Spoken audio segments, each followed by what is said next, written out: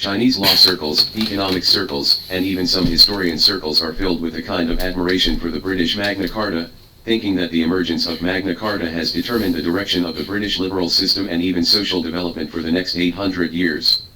The institutional principles established by the Magna Carta laid the foundation for the rise of Britain and even the United States. This kind of understanding is undoubtedly very Whig historiography, and Magna Carta itself is mainly understood as carrying the ideology of Whig historians. The future influence of Magna Carta is understood as what Whig historians think, play an active role in practice and gradually guide the progress of Britain. The above understanding, to a considerable extent, ignores two issues. First, what kind of document is the Magna Carta in 1215 in the context of the 13th century England? What role did the Magna Carta play in hundreds of years of political and legal practice in Britain? This article intends to first discuss these two issues, and then explain how the Magna Carta came to the altar and its possible influence on Chinese scholars. 1. The essence of the Magna Carta in 1215. What kind of document was the Magna Carta in history? The first sentence of the famous book Magna Carta, written by the British, the Magna Carta of 1215, was a failure. Its goal was peace, but it caused war. Yes, the signing of the Magna Carta back then was not so much a plan for the so-called British constitutional principles and structure in the future, as it was an armistice agreement. King John was on one side, and the rebellious nobles were on the other. Both sides were tired and needed to find a compromise. Of course, the advantage at the time was on the side of the rebellious nobles, and the City of London, which had an important influence, chose to side with the rebellious nobles. Such a rebellious situation was obviously related to John's excessive expropriation of nobles and citizens.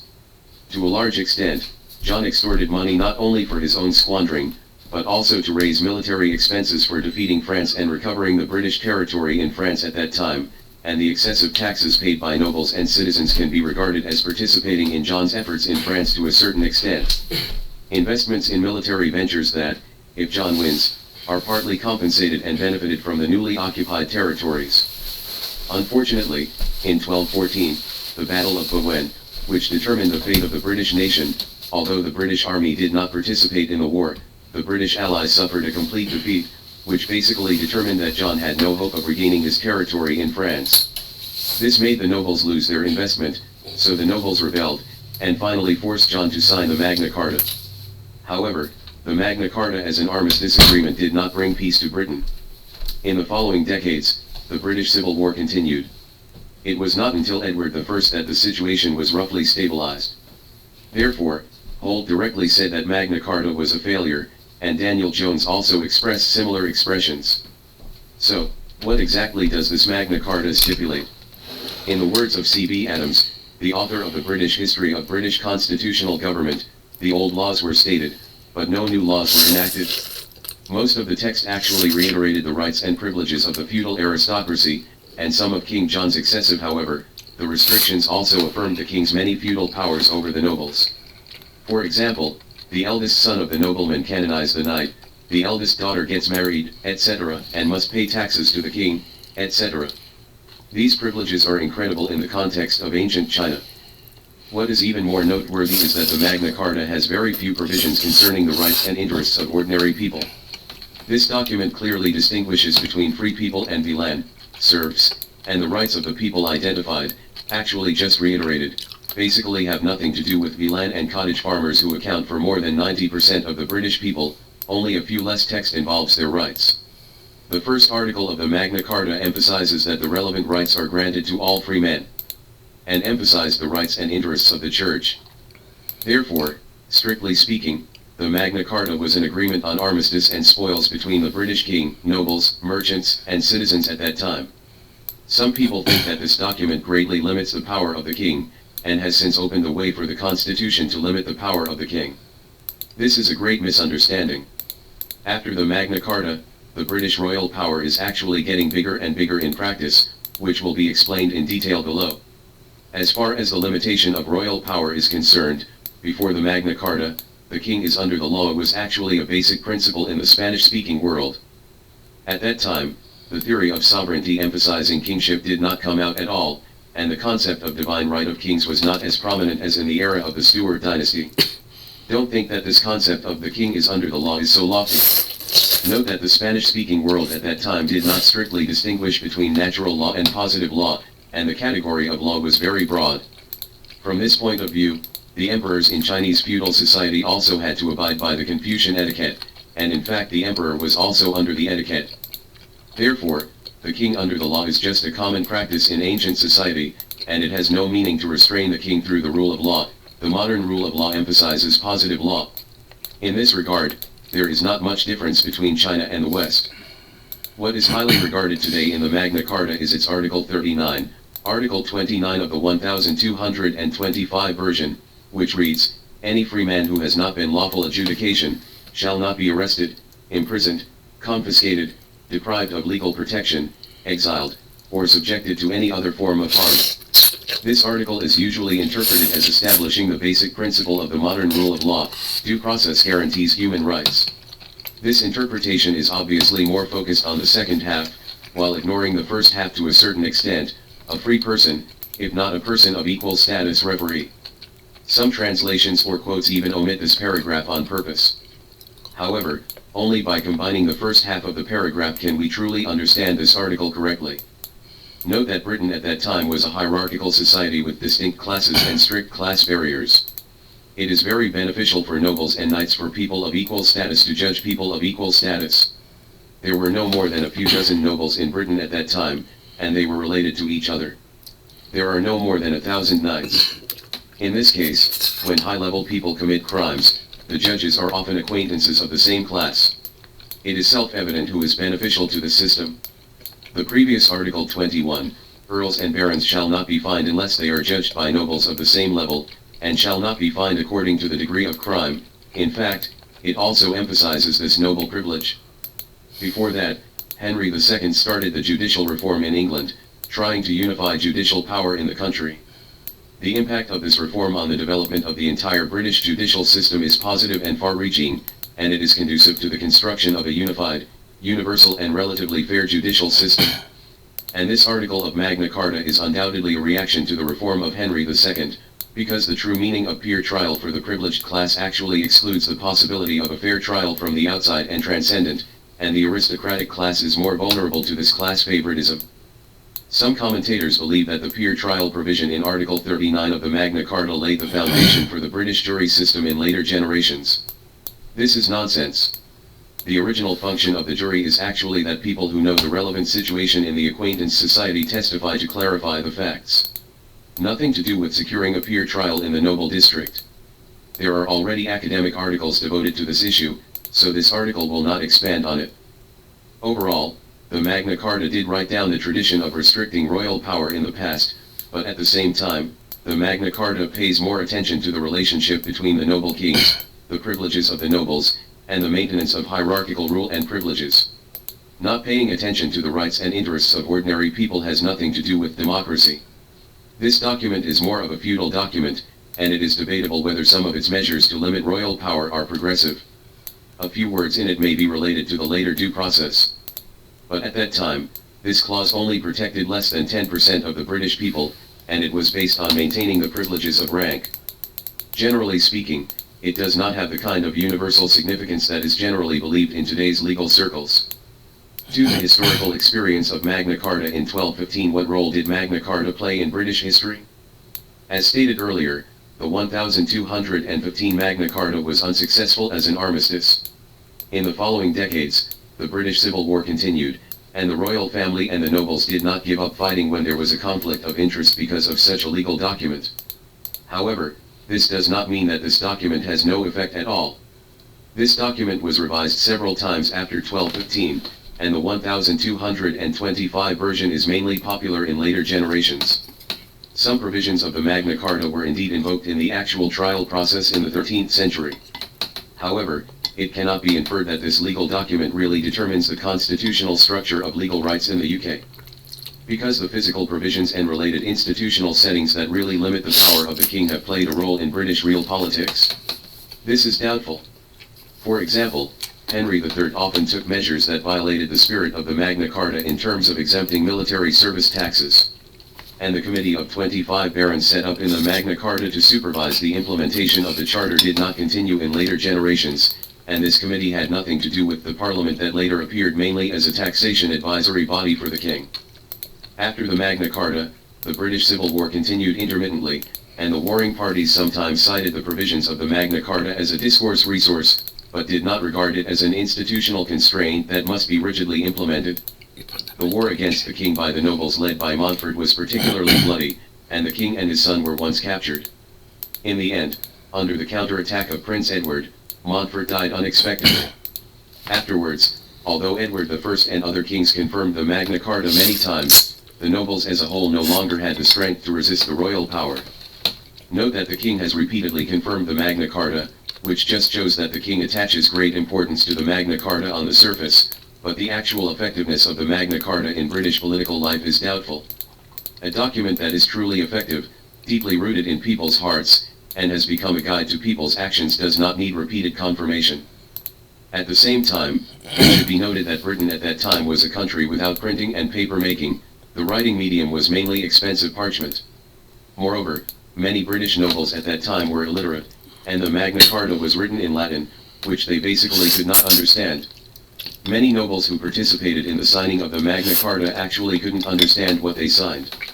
It was for this reason that the drafter, Archbishop Langdon, included a lot of private goods that were beneficial to the church in this document. Under such circumstances, the role that Magna Carta can play in political and legal practice must be greatly reduced.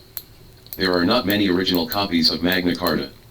According to statistics by some scholars, there were about 1,000 manuscripts in the 100 years after its appearance. But there are contradictions among these manuscripts. Of course, 1,000 manuscripts is not a small number for a small country like England, but it is not a very large number either. At that time, the population of Britain was estimated at more than 2 million, and the illiteracy rate was very high. It is doubtful how many people will be able to read the thousands of words of Magna Carta written in Latin. Moreover, the error rate of manual transcription is definitely much higher than that of printing. This situation has further narrowed the possible influence of Magna Carta on actual legal practice in the UK. However, as mentioned above, most of the provisions of the Magna Carta have nothing to do with Willand, which accounts for the vast majority of the British population.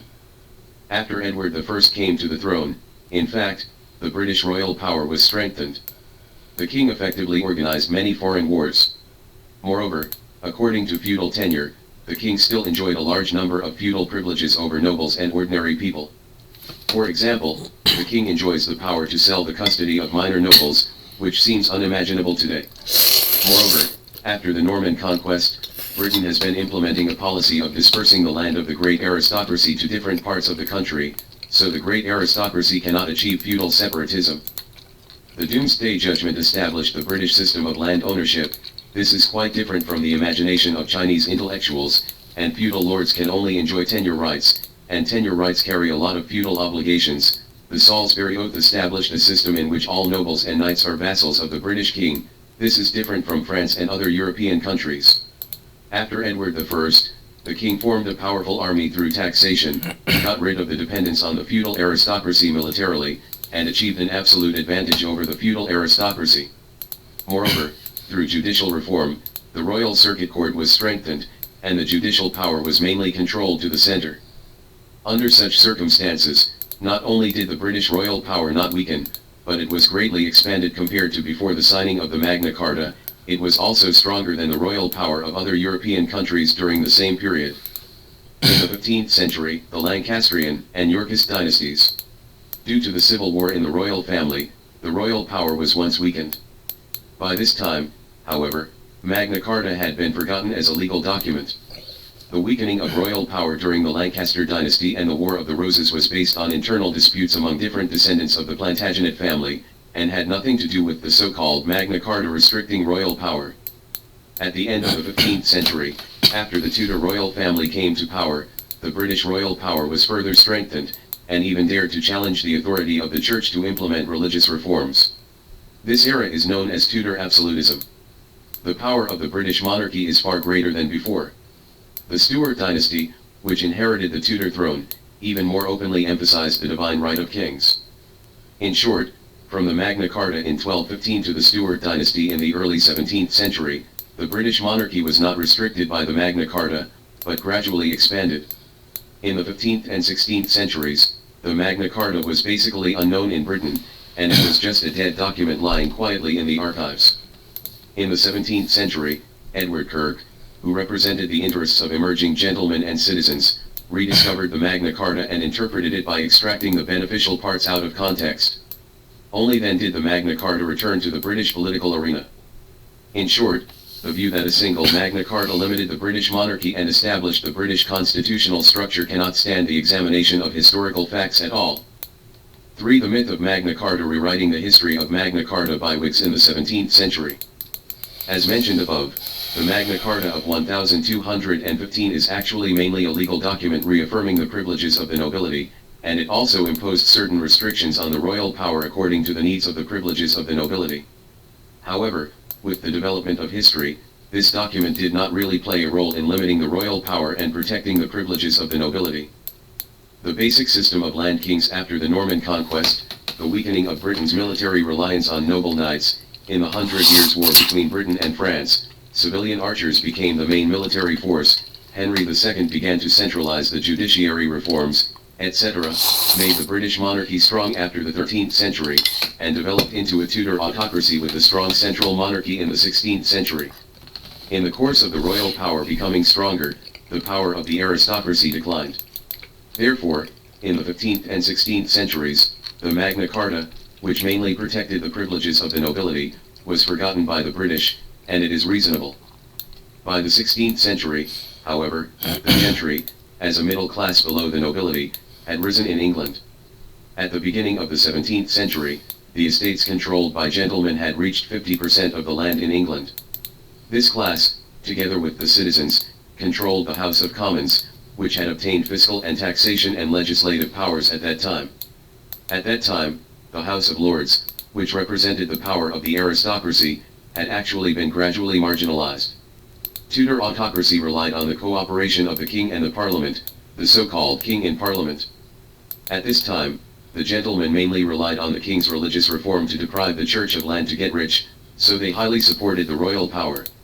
However, by the Stuart dynasty in the 17th century, the achievements of the religious reform had been consolidated, and the contradiction between the foreign Stuart royal family and the gentlemen began to become prominent.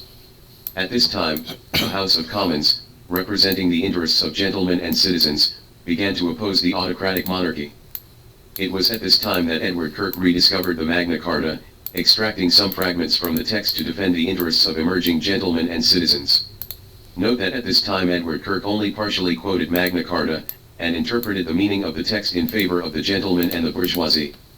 In this sense, the Magna Carta used by Kirk only partially overlaps with the Magna Carta of 1215, and the interests and rights demands represented by the two are fundamentally different. The Magna Carta of 1215 focuses on the privileges of the nobility, and Kirk's interpretation is the rights of gentlemen and citizens. Although both have the meaning of fighting against the royal power, the meanings are quite different due to the different classes that limit the royal power and the rights and interests that are defended. In 1215, the Magna Carta was a purely feudal document to protect the privileges of the aristocracy against the royal power, while the aristocrats in the Middle Ages were generally decadent and backward, neither progressive nor representative of the majority of the people, and Kirk in the 17th century. The interpretation of Kirk is to defend the interests of emerging gentlemen and citizens, and the gentlemen and citizens grow into the later bourgeoisie, leading Britain into a new era. Therefore, Kirk's interpretation has a certain progressive significance and represents the broader interests of the British public. Therefore, in any case, the interpretative use of parts of the Magna Carta by Kirk and others cannot be confused with the 1215 Magna Carta itself. Even though Kirk's interpretation has certain progressive significance, we cannot think that Kirk and others are telling the real Magna Carta, because Kirk's use is not the original intention of the text. At the same time, the Whigs in the 17th century, in order to fight against and limit the royal power, even believed that there was an ancient constitution in England to restrict the royal power, and tried to clarify that the liberal spirit of restricting the royal power contained in the ancient constitution had existed in Britain since ancient times. There is, and the importance of liberalism as advocated by the Whigs. This ancient constitution is obviously consistent with the basic spirit of the Magna Carta. However, this ancient constitution claim does not stand up to academic scrutiny. The Whigs were virtually defeated in academic disputes with the Royalists. After the Glorious Revolution, the Whigs simply and brutally deprived the Royalists of their control over the relevant archives. Later, Locke and other scholars no longer appealed to the legitimacy of the Whigs in terms of history. However, the Magna Carta at this time, because it has been used by Kirk in political struggles, and has been interpreted to be consistent with the Whigs' ideas, has been hailed as an altar. In the 19th century, the Whigs wrote British history according to their own value demands. 2 points are emphasized in this writing: the rise of Britain itself was justified, and the rise of Britain was due to the liberal constitutional ideals of the Whigs. In this writing, Magna Carta is placed in a very important position, the starting point of the British liberal constitutional system.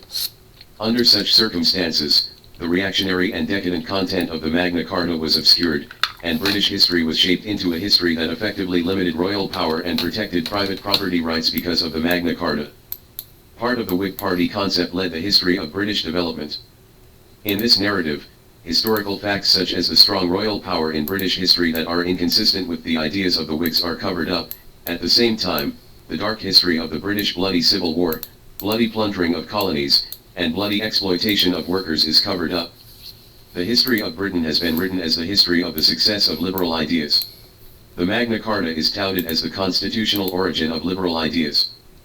For the influence of the myth of Magna Carta on China, how should we correctly view Magna Carta? In fact, in the first half of the 20th century, historians such as Butterfield and Pocock systematically criticized the Whig view of history. However, in the 1980s, with the rise of neoliberalism in the Spanish-speaking world, the Whig view of history and the Magna Carta were once again brought to the altar. There are elements of Ancien nationalism and elements of neoliberalism. Because according to the British constitutional narrative starting from the Magna Carta, the success of the United Kingdom and later generations of the United States is attributed to the earlier legal system that limited royal power and protected private property, not others. This narrative not only conceals the bloody internal struggles in British history, but also conceals the bloody external plunder of British and American colonists. Thus endowed the Anglo-American system inherited as the Magna Carta with transcendent legitimacy. The core of Magna Carta and later Anglo-American legal practice was interpreted as individualism and liberalism restricting royal power to protect private property, which in turn explained the success of liberalism in the utilitarian dimension and defended the legitimacy of liberalism. In short, the success of Britain and the United States is due to the liberal tradition since the Magna Carta.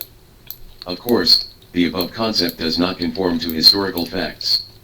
However, at the beginning of my country's reform and opening up, along with the trend of neoliberalism, this concept was widely spread in the fields of economics, law, and history in my country. Chinese scholars at that time were potentially inclined to take Britain and the United States as their teachers. However, they did not fully understand the real empirical facts of the success of Britain and the United States, and regarded the Magna Carta narrative given by the neoliberalists as the only way for Britain and the United States to rise. Magic weapon. Therefore, the liberal ideology contained in the narrative of Magna Carta has become the preconceived view of these scholars to understand and analyze issues. Against this background, on the one hand, because of the transcendent legitimacy shown in the myth of Magna Carta, some scholars in our country have unconsciously become captives of the Anglo-American standpoint, using the cognition of the Anglo-American as a guideline in different fields, even until the US outrageously in launching a trade war against our country. These people still potentially believe that the United States is right, and our country needs to adjust its own system in accordance with the relevant requirements of the United States. On the other hand, liberalism, especially neoliberalism, is regarded as a successful experience that cannot be questioned. When Chinese scholars talk about many issues, the value base is neoliberalism, and they lose the ability to think about Chinese social issues on a more objective basis. The possibility of academic output. Today, the practice of neoliberalism in the West has caused many problems, and the theory has also been criticized a lot. This is not surprising, because the liberalism and neoliberalism embodied in the Magna Carta have many problems in themselves, and have never really succeeded in historical practice. However, the Magna Carta myth and neoliberalism still have a huge influence in my country's academic and ideological circles. Because the historical knowledge about Britain accepted by Chinese academic circles is mainly the set of Magna Carta myths and Whig views on history. It is self-evident that the danger of using the myth of Magna Carta and neoliberalism, which has never guided practice to success, to produce academic knowledge and even make policy recommendations is self-evident. Therefore, Only by clarifying the real Magna Carta and the real Anglo-American history can Chinese academic circles and even decision-makers avoid misunderstandings. The myth of Magna Carta is not only a fig leaf for the bloody rise of Britain and the United States, but also a roadblock for my country to build an independent, objective, and scientific social science knowledge system. Therefore, we must criticize it on the basis of thoroughly clarifying historical facts.